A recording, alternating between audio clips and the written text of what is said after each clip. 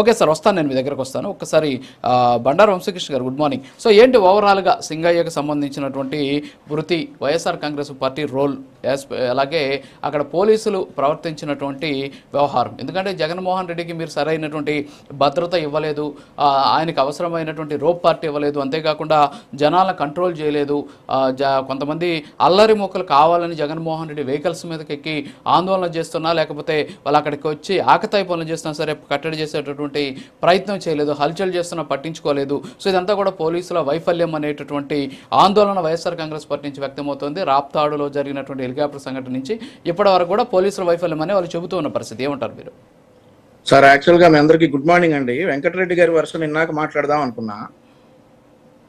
ఒకసారి వెంకటరెడ్డి గారితో మాట్లాడిన తర్వాత మాట్లాడతానండి. ఆయన వర్షన్ ఏంటో విని ఆ తర్వాత మాట్లాడదాం అనుకుంటున్నా. మాట్లాడేసేయండి, ఏముంది, మళ్ళీ వస్తారు కదా, మళ్ళీ ఉంది, టైం ఉంది. ఇప్పుడు అదే సార్, ఇప్పుడు నిన్న ఇన్సిడెంట్ జరిగింది సార్. మా జూన్ 18న ఇన్సిడెంట్ జరిగింది. జరిగిన తర్వాత ఫస్ట్ సింగయ్యను మనం చూసినప్పుడు అతని మీద గులాబీ పూలు ఉన్నాయి, రోజ్ పెటల్స్.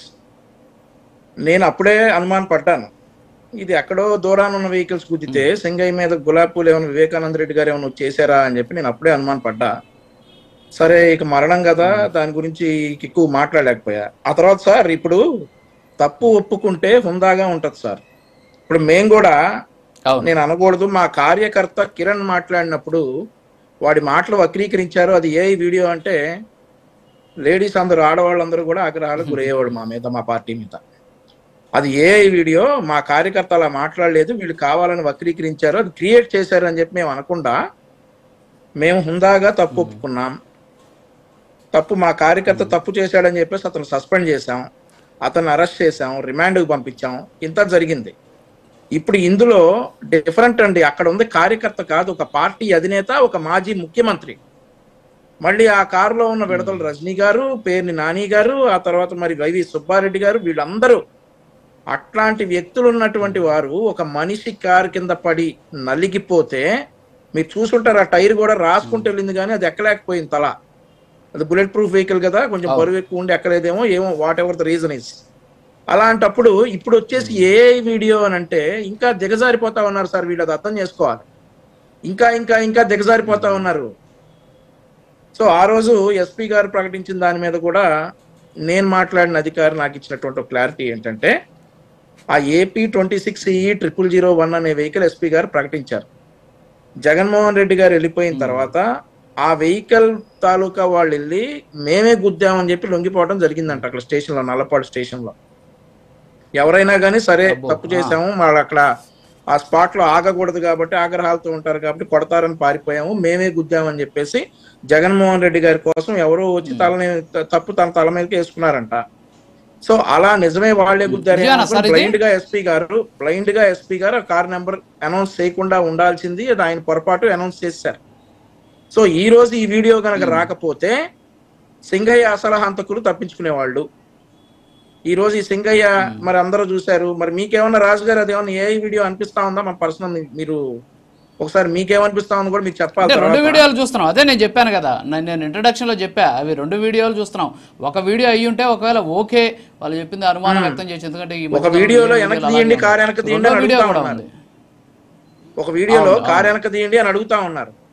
అయినా కూడా మన మాజీ ముఖ్యమంత్రి గారు నమస్కారాలు పెట్టుకుంటా ఆ కారు మీదకి, బ్యానెట్ మీదకి డాన్స్ వేసుకుంటున్నటువంటి వాళ్ళకి ఈ అభివాదాలు చేసుకుంటా కదిలినటువంటి పరిస్థితి. ఇక ఆ తర్వాత పోలీసుల వైఫల్యం అని అంటా ఉన్నారు. పోలీసులు 14 వెహికల్స్ కి అనుమతి ఇచ్చారండి. 14 వెహికల్స్ కి అనుమతి ఇచ్చారు. ఇతర కాన్వాయ్ లో 11 వెహికల్స్ కి ఇంకో 3 ఎక్స్ట్రా వెహికల్స్ కి అనుమతి ఇస్తే ఎన్ని వాహనాల్లో వచ్చారు సార్? అంబటి రాంబాబు గారు ఏం చేశారు సార్? అంబటి రాంబాబు గారు పోలీస్ బారికేడ్స్ ఇందుకే పెడతారు, ఇలాంటివి జరుగుతాయనే పోలీస్ బారికేడ్స్ స్పీడ్ కంట్రోల్ చేయడానికి పెడతారు, అండ్ ఆల్సో ఫ్లోని కంట్రోల్ చేయడానికి పెడతారు. నెట్టేసి ఆ బారికేడ్స్ నెట్టేసి ఇట్లాంటి చావులకు కారణం అయ్యాడు సార్. ఇంకొక వ్యక్తి జయచంద్రారెడ్డో జయరామరెడ్డో ఎవరో ఇంకో కుర్రోడు, 32 సంవత్సరాల కుర్రోడు, అవును, అతను కూడా సొమ్మసిల్లి పడిపోయి చనిపోయాడు సార్. సో అతను కూడా ఈ ఫార్చ్యూనర్ ఒకటి ఎక్కేసి ఆ ఫుట్పాత్ మీద నుంచి తిరిగినటువంటి వీడియోలు కూడా చూసాం. ఇక ఆ ఫుటేజ్ కూడా బయటికి రావాలి. అతను కూడా ఏమన్నా మరి ఇట్లాంటిగానే తొక్కి స్లాట్లోనే పడి చనిపోయాడేమో అనేసి కూడా తెలియాలి. ఎందుకంటే అతను ఏమో చిన్నపిల్లోడు కాదు, సారీ పెద్ద వృద్ధుడు కాదు, 32 సంవత్సరాల పిల్లోడు. అవును. 32 సంవత్సరాల పిల్లోడు కూడా అలాగే చనిపోయాడు. ఇంకొక అంబులెన్స్ దారి ఒక మధు అనే అతను చనిపోయాడు. ఆ తర్వాత ఇద్దరు జైలు పాలయ్యారు. అది మీ పర్యటన. ఈ రోజు తప్పు హుందాగా ఒప్పుకోవాల్సినటువంటి స్థానంలో ఉన్నటువంటి మాజీ ముఖ్యమంత్రి ఏం మాట్లాడకుండా ప్రెస్ మీట్ ముందుకు వచ్చేసి రప్ప రప్ప రప్ప అంటాడు. వీళ్ళేమో అది ఆర్టిఫిషియల్ ఇంటెలిజెన్స్ అంటారు. సార్ ఇంకో విషయం గుర్తు చేయాలి సార్ మీకు ఇక్కడ. గోరంట్ల మాధవ్ వీడియో బయటపడినప్పుడు చింతకాయల విజయ్ గారిని, ప్రస్తుత స్పీకర్ గారి అబ్బాయిని, ఆ తర్వాత నన్ను, నారా లోకేష్ అనుచరుడు బండారు పొన్నూరు వంశీకృష్ణ, వీళ్ళిద్దరు కమ్మవారు కాబట్టి ఈ కుట్రతో నా వీడియో బయట పెట్టాడని చెప్పేసి అది మార్ఫింగ్ వీడియో అని అన్నాడు గోరంట్ల మాధవ్ గారు. మాకే పాపం పుణ్యం తెలుసు సార్, వాడి వ్యవహారాలన్నీ ఇక బయట పెట్టాల్సిన అవసరం మాకేంటి? ఆ రోజు అది బయట పెట్టి ఆ రోజు అది మార్ఫింగ్ వీడియో అన్నాడు. ఈ రోజు వచ్చేసి వీళ్ళు అది ఆర్టిఫిషియల్ ఇంటెలిజెన్స్ వీడియో అని అంటా ఉన్నారు.